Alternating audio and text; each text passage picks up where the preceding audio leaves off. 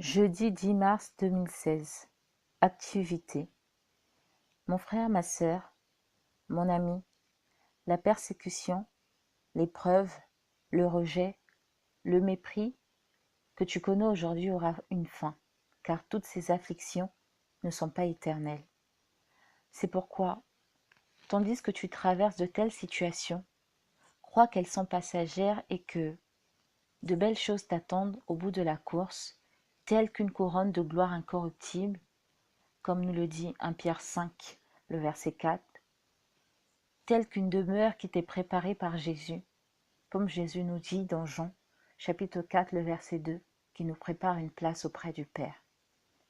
Bien-aimé, ne perds pas courage, surtout que tu as une espérance en Jésus-Christ de Nazareth, notre Sauveur. Les afflictions que tu connais sur la terre ne sont rien par rapport à ce qui t'attend pour l'éternité auprès de notre Père d'amour. Persévère en n'oubliant pas ce qui t'attend au bout de la course.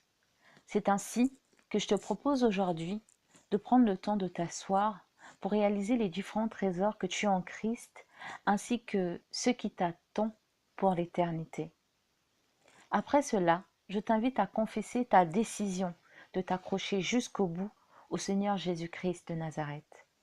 Tu peux par exemple lui dire, Seigneur Jésus, quelles que soient les situations, quelles que soient les oppositions et les persécutions, j'ai choisi de m'accrocher à toi et de marcher dans ta voie jusqu'à mon dernier souffle.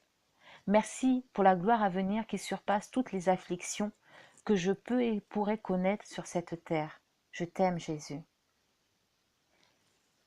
C'est pourquoi nous ne perdons pas courage et lors même que notre homme extérieur se détruit, notre homme intérieur se renouvelle de jour en jour. Car nos légères afflictions du moment présent produisent pour nous, au-delà de toute mesure, un poids éternel de gloire, parce que nous regardons, non point aux choses visibles, mais à celles qui sont invisibles, car les choses visibles sont passagères et les invisibles sont éternelles. 2 Corinthiens, le chapitre 4, les versets 16 à 18. Fraternellement, Daniel Nicole.